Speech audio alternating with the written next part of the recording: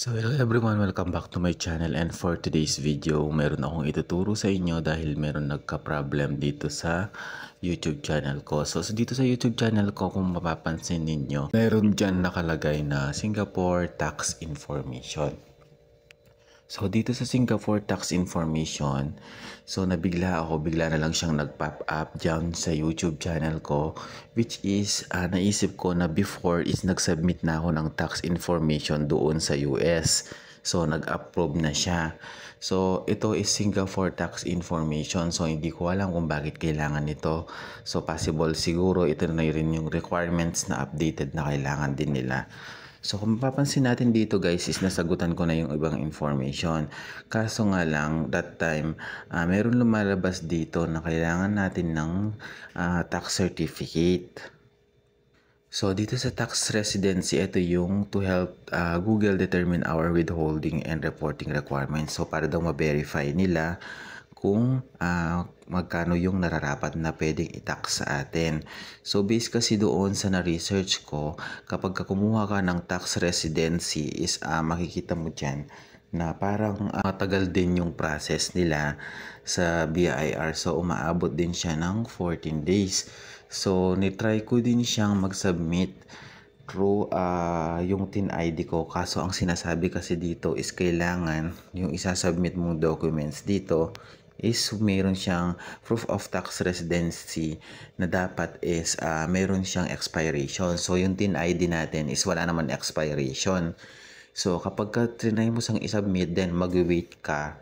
So makikita mo dyan guys, hindi pa rin siya ma-approve kasi nga ang kailangan nila is yung merong expiration, which is kailangan manggagaling ka muna sa BIR na dapat sasabihin mo doon na meron kang mga na-receive na income sa galing sa ibang bansa, which is ito nga yung YouTube income. So based dito sa requirements ko na ginawa para maging successful tayo or maging successful yung pag-transact natin dito, susubukan ko siya guys in another way na hindi na kailangan itong proof of tax residency, which is kasi nag-avail na nag-send naman tayo before. So try natin siya. So kung cellphone yung gamit ninyo guys, meron tayo dito sa Google Payment Center. So punta lang tayo dito sa settings, or di kaya kung may nag-pop up sa inyo doon sa email niyo, i-click nyo lang yon. So pag click nyo dun guys, dadirect na kayo dito at mapupunta na kayo dito. So dito guys, what is your business type? So ilalagay lang natin dito is individual writer. So individual lang siya kasi wala naman tayong partnership sa ibang business and hindi naman tayo corporation katulad ng ABS-CBN, GMA, ganyan. So individual lang ilalagay natin. So dito sa question number 2, do you have a permanent establishment in Singapore? Siyempre, ilalagay natin no. Are you registered for Singapore Goods and Services Taxes? So lagay pa rin natin dyan no. So dito guys sa tax exemption, ilalagay natin dito, are you eligible for tax exemption? So ilalagay natin dyan no, kasi nga po nag-fill up naman tayo before. So kung ano na lang yung tax na compute nila, yun na lang. So dito naman sa are you eligible for other exemption of lower tax rates? So ilalagay pa rin natin dyan is no.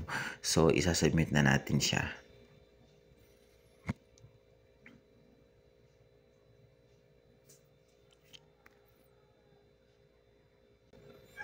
So, ayan guys, accepted na siya. So, expires o never expires nakalagay dyan. So, your tax info has been accepted.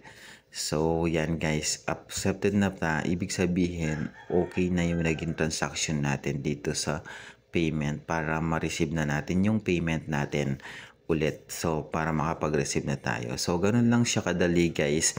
And hopefully, nakatulong ito sa inyo, especially doon sa mga YouTubers natin na maliliit pa lang. So, ayan guys, after niyang ma-accept guys, kung accepted na yung status niya, wait na lang natin siyang ma-approve. So, i-update ko kayo sa next vlog ko para malaman ninyo kung na-approve nga siya. Kung accepted na siya ngayon, so malalaman na natin kung approve naman siya sa next vlog ko. So kaya kailangan updated kayo guys, so don't forget to like and subscribe. Then ilalagay ko na lang dyan yung link ko guys sa description box at saka sa comment section para makita ninyo yung Facebook page ko. So like nyo lang yan guys para just in case may question kayo.